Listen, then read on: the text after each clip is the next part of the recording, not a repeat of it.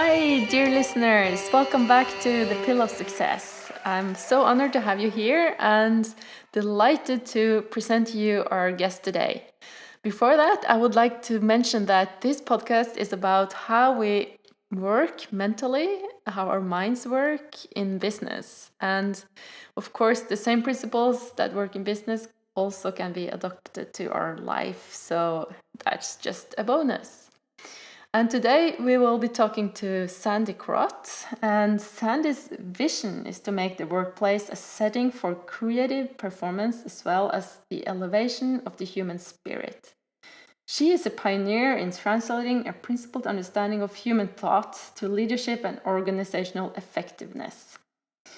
The focus of her work today is with Fortune 100 executives, leadership teams, and working groups, helping them achieve extraordinary results by unleashing the power of the human mind. She works with the consulting group Insight Principles, and as you may know, my dear listeners, that I've already have Ken Manning and Robin Sharbat on my podcast, the two others in Insight Principles. And she co-wrote the book Invisible Power, Insight Principles at Work with Robin and Ken. And if you haven't read that book yet, I really recommend it. It's on Amazon, so you can download it on Kindle or get it in your mailbox. It's really, really good. Sandy shares her life with her partner Peter, and together they built their net zero energy home in Northwest Washington.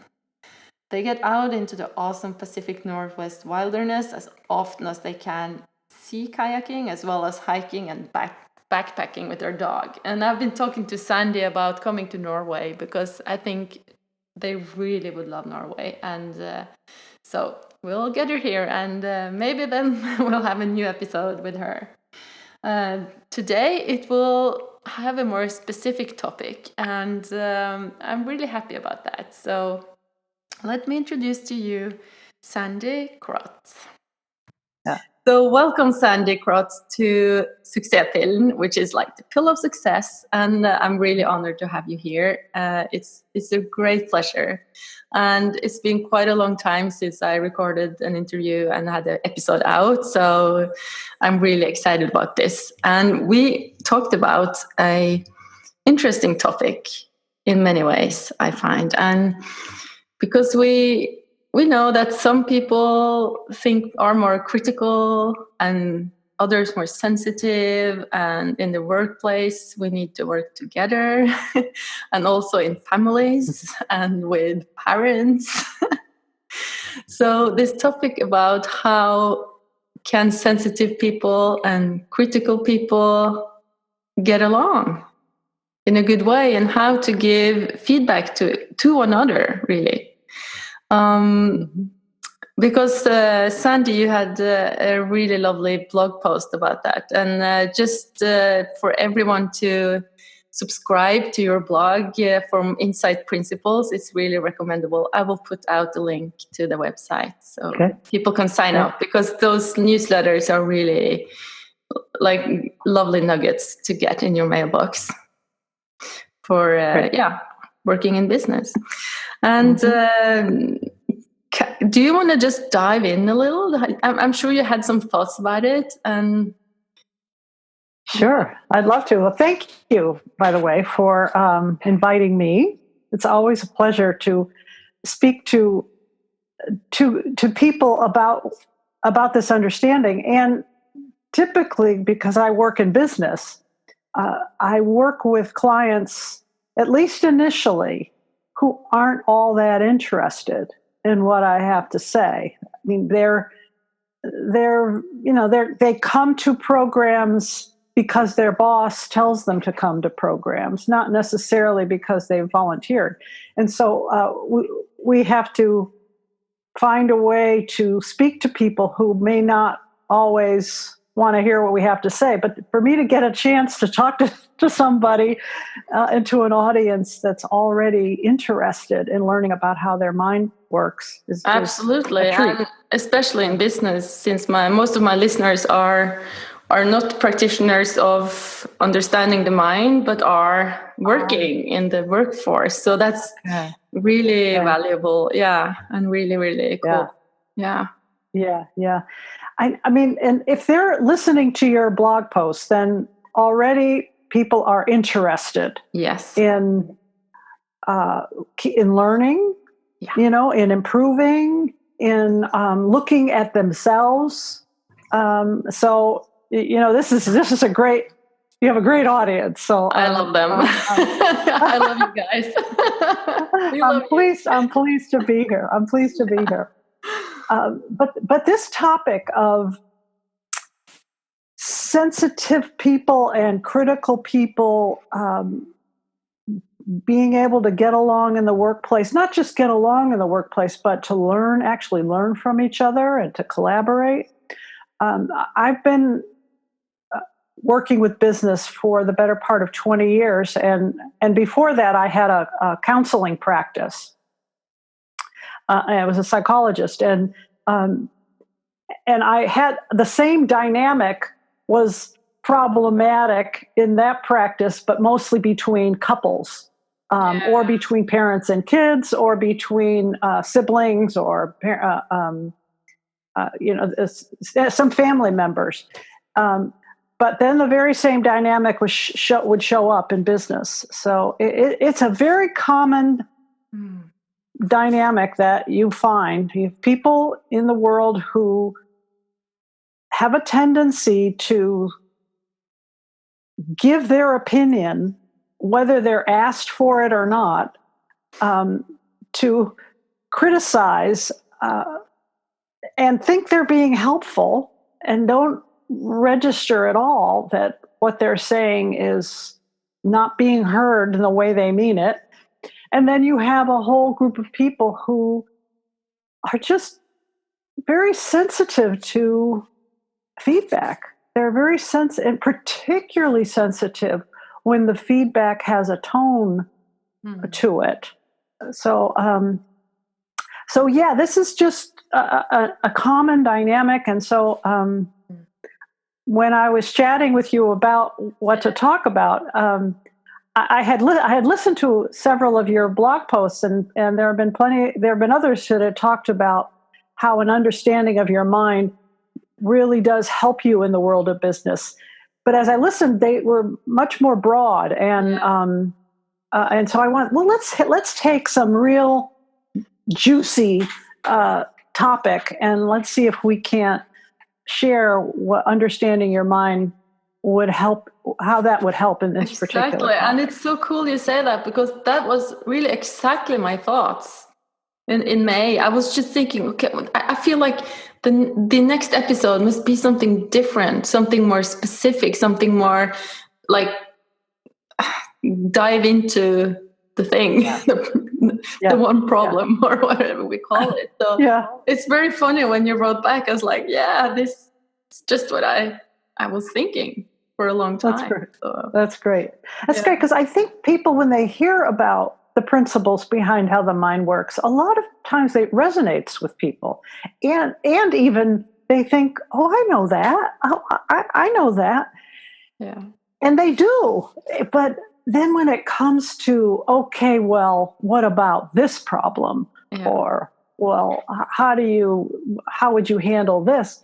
They're a little bit at a loss. So to be able to connect the dots, that's what and really fun. And what I think, as a person working in business, working both in music and in business, and being a mother and a partner and a spouse and all that, I think what we will dive into today, we will use it in all those areas, like to a sensitive teenager, and towards the communication with my mother, my whatever people in the workforce, So, and that's sort of something I really love about this, understanding some principles, some fundamental things about how things work. It's easily adaptable to any areas of life. And yes, wherever you take your mind.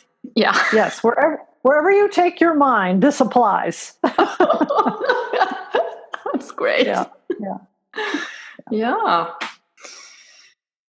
So I think that when we have this dynamic of a critical person and a sensitive person, one of I, I think that it goes wrong or it goes bad or it's problematic for two reasons.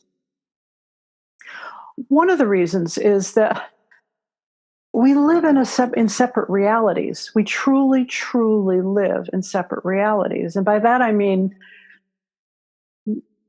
we we live in the world of our own thinking, but that thinking looks so real to us. There's this the power to think is an amazing power. Mm. But when it gets combined with the power of awareness and the energy of life behind it, you have a full blown real experience going on in your life every single moment of your day. And the person sitting next to you, I don't care if you've been married to them for 75 years, they are having a different experience because like two IMAX movie theaters at the same place. That's exactly right. But we forget that. I mean, it's so easy to forget because our reality is so real. And it's clear and it makes sense to us. It's got a logic to it. And we can't imagine everyone isn't seeing it exactly like we are. Yeah. Now, I have been sharing this understanding for 35 years. And you would think after 35 years, I'd have it down and I wouldn't forget, but I forget. I forget too. Oh my God, I forget all the time. And so that's one of the problems. We just live in separate realities. There's nothing you can do about it. That's just life. It's like gravity. It's just life. You can't escape your thinking. You cannot escape your thinking. And your thinking is going to look real to you. Even when you understand it, it's going to look real to you. And other people in your life are going to be thinking differently and they're going to have different experiences. You may agree. There's a lot of agreement. That's for sure. We agree. Our culture is all culture is agreements about how life works. There's agreement, but there's going to be differences. Yeah. There's going to be differences. And so that's one problem that we just have to contend with, or one fact we have to contend with. Sensitive people see the world one way, critical people see the world very differently. Okay? The other problem is that, and this is particularly true for the critical people, we get so used to our thinking that we don't register or notice what we're doing and saying a lot of the time. We don't register or notice on the feeling we're in. But what do you mean by that? Well, if you become a problem drinker, if you drink a lot of alcohol, your body, alcohol is a poison, essentially. It's a toxin to your body. And so your liver and your kidneys are like, get this out of you. But after a while, if you keep drinking, your body kind of goes, oh, well. It develops what's called a tolerance to the alcohol. And so you have somebody who drinks a lot can drink a bottle of wine or several pints of beer or quite a bit of liquor, hard liquor, and not feel intoxicated because their body has become used to the alcohol. Well, we human beings get used to our feelings. and we become tolerant of them. And so critical people can get tolerant of the negative feeling that comes with being critical, so tolerant that they don't notice it. It doesn't register as even a particularly negative feeling. And so they're out there expressing their opinion and having at times a really bad tone, bad feeling, and they don't notice it. I never thought about it exactly like you said. No, it just makes so much sense. You're really simplifying it and sort of making it more neutral and totally understandable. It's beautiful. Yeah. And insensitive people too. They get their feelings hurt a lot, and they just kind of get used to it being that way, and so they're kind of looking. They're almost waiting for it to happen. They're almost on guard, and so but they don't register on that guardedness. They don't register. It's just so much a part of their norm that they don't pay attention to it. So this complicates the problem. So you've got separate realities, and then you've got habitual thinking that has become invisible to people. And so you get these two differences, and you're going to have these two different approaches to life, or two different ways of seeing life, coming together, and they're going to clash, and both people are pointing at the other. Oh, well, you're too critical. I'm not critical. You're sensitive. No, I'm not sensitive. You're critical. So there's no dialogue, nothing, no synergy that develops. But once you start to understand how your mind works, then you get information, and you get guidance that you wouldn't necessarily or normally have. And that's the beauty of learning how your mind works. Yeah. Do you know any like typical critical people that have seen something new? Like, do you have some examples of what can happen when you start to see this reality you think you live in?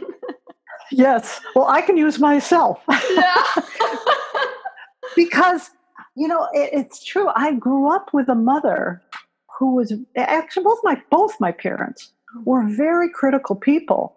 And we joke, in my siblings and I have this joke that my mother, the ultimate compliment you could get from my mother was, well, you didn't do too bad, I guess. That was it. And she always said too. It was always too. It's like, well, you didn't do too bad, I guess. Wow. That was it. That was the top of the line. And so I think partly I there was a lot of modeling for criticalness, so I picked it up. But I also picked up really thick skin. I just... I take criticism very well. It doesn't bother me. No. I don't react to it. I don't hardly notice the tone even that people have. It just doesn't bother me. And so consequently, I've thought that everybody was like me. Yeah. And so I would point out what was wrong with people often, and I'd get reactions all the time. But I just essentially figured that was their problem. Oh, well, she's so sensitive. I'm not. That's her. Or, yeah, I can't believe he just got upset over that. So I had no compassion. I had no real understanding. Mm. And I didn't notice my own critical tone. Mm. And I'm embarrassed to tell you how long it took me to have an insight about it. I mean, a long time. So I learned about how the mind works when I had my clinical practice, and so it was 1981 that I met a man named Sidney Banks who Mm. had some profound insights about how the mind works, and I got some profound insights listening to him. But this area of my life did not really improve for a long time. Mm. And then I became the executive director of a not-for-profit organization. Do you know what a not-for-profit organization is? Here in the United States, Yeah. it was a small agency, but so I had 9 employees, Mm. and because we're a not-for-profit, we had a board of directors. And I asked the chairwoman of the board, if she would do my evaluation, my performance review. And she was happy to do it. And she said, "Look, but I'd like to interview everybody on your staff, if that's okay." I said, Mm. "Oh, great." Mm. So she interviews the whole group of them. And I sit down for my performance review, and I'm very excited because I love feedback, and I'm Yeah. really cool. I said, "Okay, tell me." And she says, "Well, Sandy, first of all, everybody loves you. Don't you know? They think you're doing a great job. But then here comes the but." She said, "Everybody mentioned the same thing." And she Mm. said, "I interviewed people individually, Yeah. so I didn't do it in a group. They all had the same comment. Mm. And I think it's something you need to pay attention to." And I'm wondering, I wonder what it could be. The only thing that came to mind was they were all underpaid Yeah. because, we were a not for profit. And I thought they were going to complain about their salary. Mm. That wasn't it.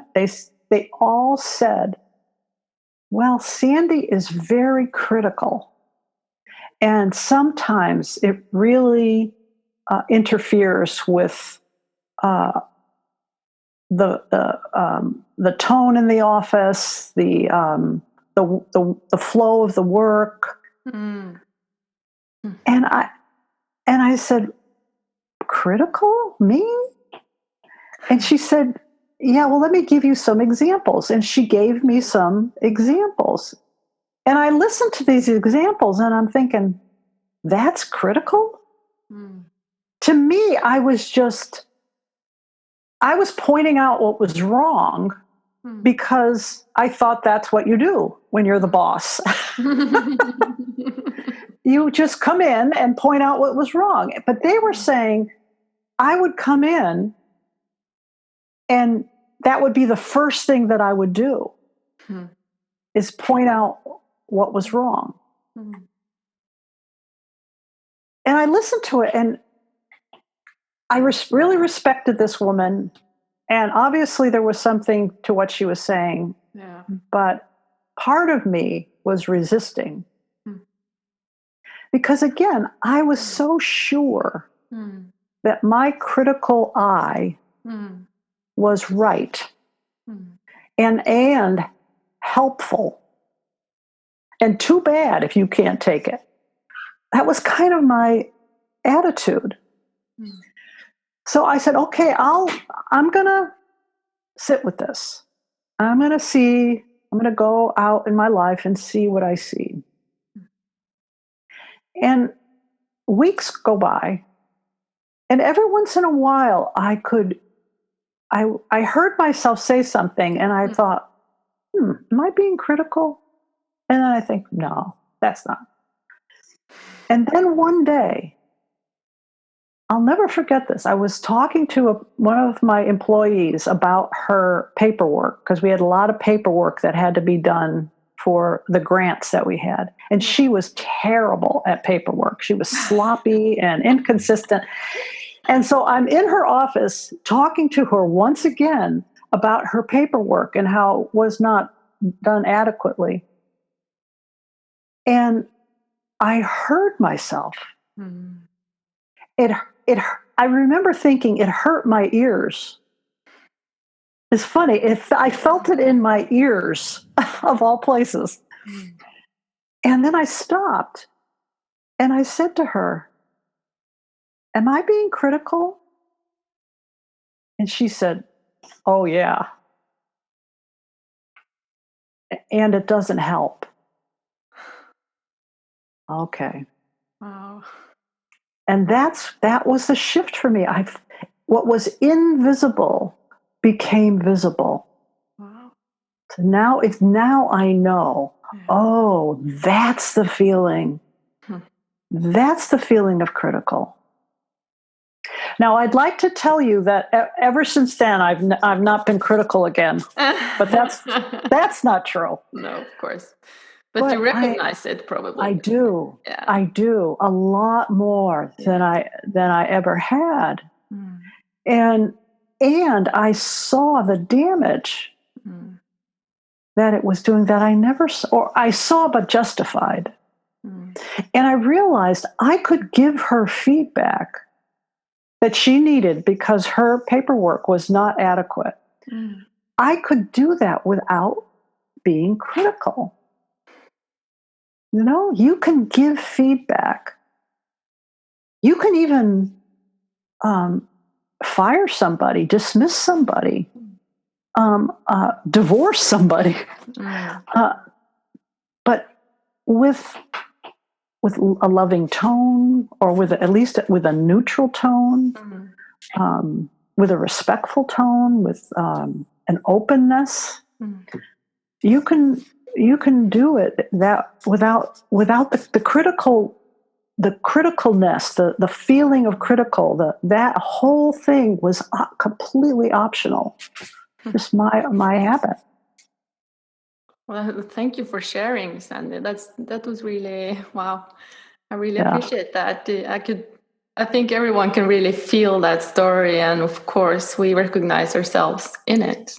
Yeah. And that's why everything's really a metaphor for everything, right? We're all the same in some basic level.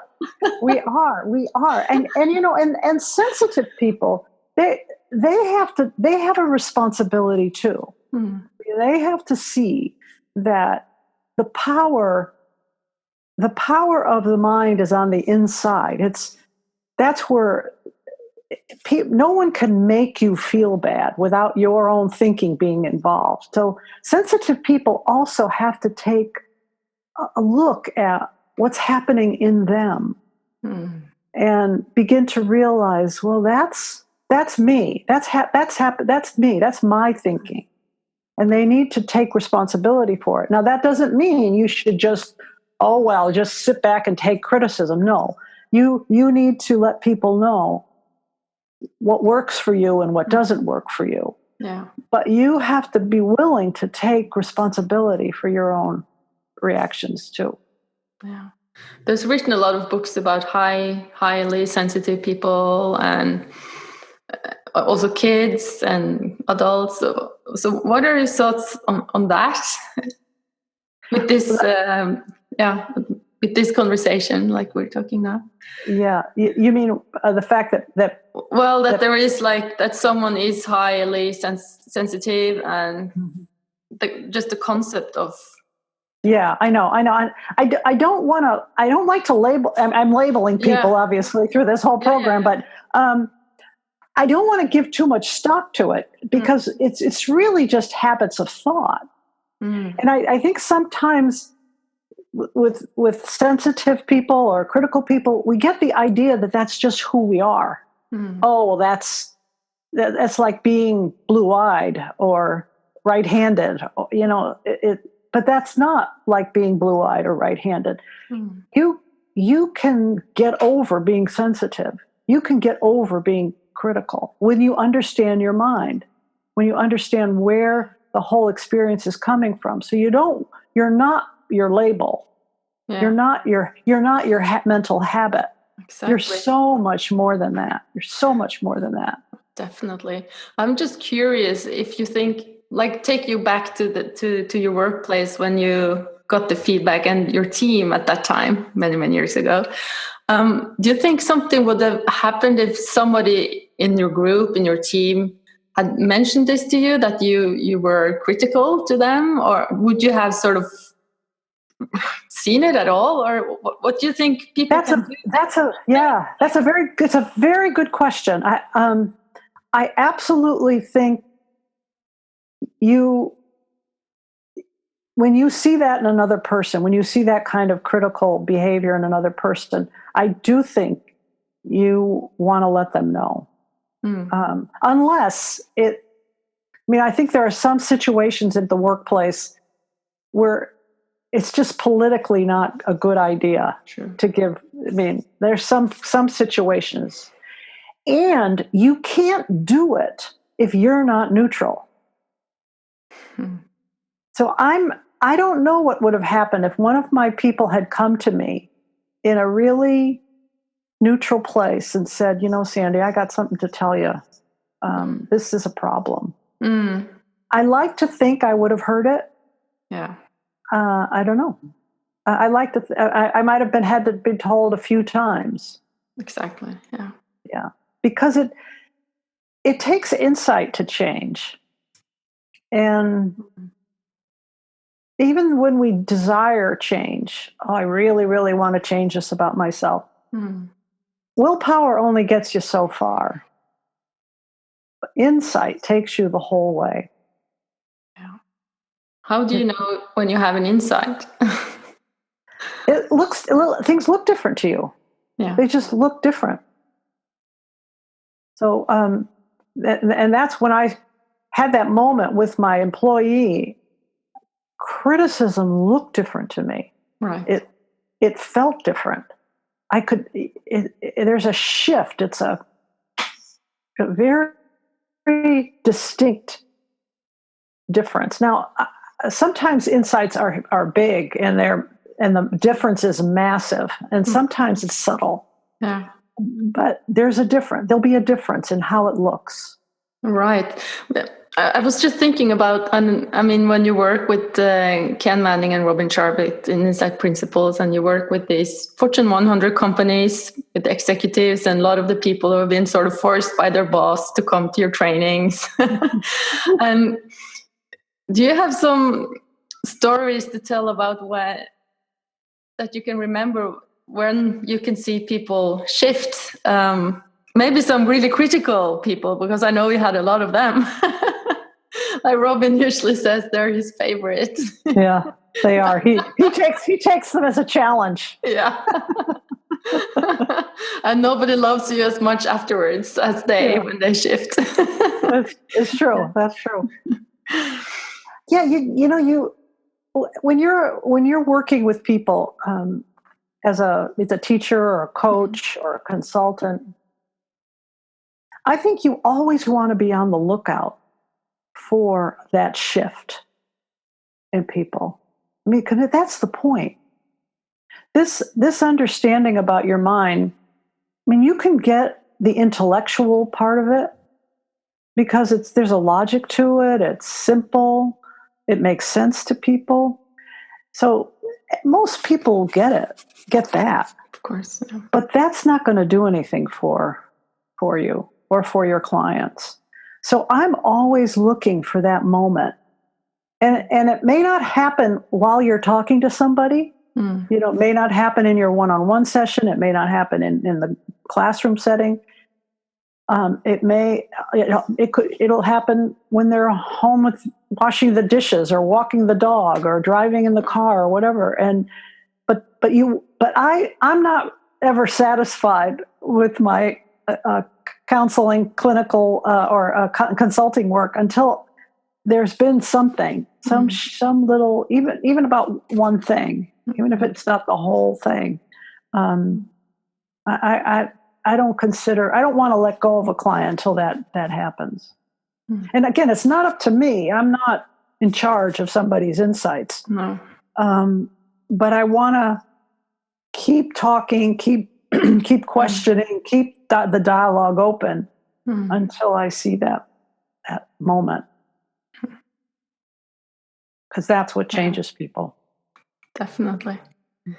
So what would your recommendation be for team synergy? Like we have all these different personalities. So some are critical, some are more sensitive, some are more outgoing, some are more inwards. And a lot of teams are really eager to have good teams today. I can really feel that they want the team to work and they want the people to collaborate, but they're first a bit nervous that it will not work, and then how to do it and how to do it maybe more easily. Yeah. Do you have some thoughts about this? How to make this synergy work between to make the team really efficient and productive? And the ultimate thing would be to get everybody on the team, have everybody on the team understand how their minds work. I mean, have them exposed to the principles behind how the mind works. That's the ultimate, like the fundament. Yeah. Now, but that can't always happen for a variety of reasons. So, if you're the leader of a team, you can have a tremendous influence on team synergy. And you can do it simply. I mean, this is so simple and so overlooked. Simply asking people at the beginning of the meeting, how's everybody doing? How are we doing? Or just asking people, can everybody come into this meeting now? Can we all be present? You can take a minute. Can we all get quiet for a minute? It's so just to have as a leader, have your eye on what's happening in the room. Where are people? Are they listening? Are they present? Have is somebody talking too much? Is there a person in the room who's not saying anything? So you as the leader, just noticing what's happening in the room and valuing quiet, valuing space, valuing this willingness to open up, that will make a huge difference, even if no one else in your team ever learns about how your mind works. Now, if you happen to be you're not the leader, you're just a member of the team, your influence is not going to be as great, but it still doesn't mean you can't, for example, stop a meeting. You can say, hey, could we take a time out? I don't think we're listening to one another. Or you could say, well, I'm having a hard time following all the conversations. Can everybody talk at one at a time? I mean, you can do that. Sure. But people don't. That's funny. They don't. It's not hard. You don't have to go into a long discussion about how the mind works, and you don't have to do that. You just have to know. You know that your mind. You know the conditions under which your mind works best. Well, it's probably similar to everybody else. So let's promote those conditions as much as we can, and remind people that that listening is really helpful, really works, really builds synergy. Being present in the room, doing one thing at a time. Sounds so simple when you say it like that, Sandy. Well, you sit in business meetings and you're going, these are really smart people. I can't believe they're wasting their time like this. It's shocking. So, you do feel sometimes, honest to God, I feel like everybody's in the room and they're wanting to get out and they're walking around. And I'm like, hey, the door's right over here.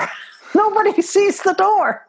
And I've opened the door and they're like, oh my God, you're brilliant. No, I'm not brilliant. I just happen to know, I noticed there's a door. Well, people they don't see a door. Yeah. So you don't underestimate what happens when you get a little glimmer of how your mind works. Yeah.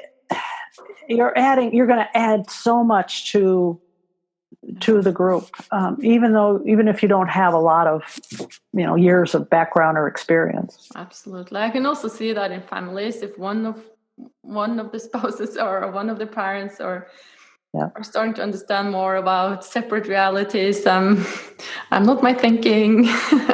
He probably thinks totally different than me, even though I wanted to think like me. It'd be so much easier if it would be so much easier. I know. That's true. Wash the dishes like me, put the things in the cupboards exactly like me, and all of that. Yeah. But it's not like that. Nope, it's not. It's not. There's every day, every hour, there's an opportunity to remember. And to learn. Yeah. I know. And that's the beauty of it too. I think I've been like you, maybe also, like when you work many years now, understanding the mind, that you really know the basics of how it works. It's actually quite simple in those terms we're talking about. Mm-hmm. But still you see yourself going down the drain every now and then. But for me, I think it's also a good thing. It's just human. And the less I think about it being a problem, the less of a problem it is. Yeah. You know what? For me, it gives me stories. That's what I always say. Oh, here's another story. And I like to share the times when I've gotten lost, because people appreciate, oh, you get lost? Oh my God, she does that? Well, yeah, this is just, and there's no escaping humanity. No. And so you're just going to keep learning. It's a journey. It is. And I don't think it ends until we take our last breath. Exactly. Yeah. Exactly. If we're lucky. Yeah. Because when you stop learning, that's a problem. That's so true. Yeah. Beautiful. Is there something you want to add, Sandy, to the conversation? The only thing I would add is for your listeners is there's a lot. Fortunately, now there's a lot of material available to people to learn about their mind. There's books, there's podcasts, there's video, there's conferences. There's a lot, and I just urge you to attend. And I wouldn't want people to get over dependent on them, because the real learning is going to be your life. Exactly. So that's you read a book or you go to a program and then you have to live. You just live your life. Absolutely. And you're living it with a little bit a different look, different eyes, and pay attention to. I don't think we pay enough attention to our successes, to those moments where we do see what's going on. We pay a lot of attention to what we don't see, but Sydney Banks had this phrase. He used to say, "You want to see what is instead of what isn't." So you want to notice your successes. You really do. And I'm sure there are a lot of success stories from your business teams and leaders as well. And you can see that it really matters. Yeah. It's very rewarding to point people to how their minds work, because then their lives just keep improving. Yeah. So it's great. And the results as well, of course. Yeah, right. Dramatically, yeah. Yep. Awesome. I will put out some links also to insight principles and to some material that people can dive into a bit more. Yeah. Great. And I really thank you so much for this lovely conversation. And I hope everyone has a bit more insight now about when we are critical, when we're sensitive peoples, all of that team. And it makes it less scary or more actually neutral, like you talked about, more quiet, not so dramatic either way. That's right. Not the end of the world. It's just another opportunity to learn and another opportunity to grow. Yeah. Beautiful. Thank you so much, Sandy. You're welcome. You're welcome. My pleasure.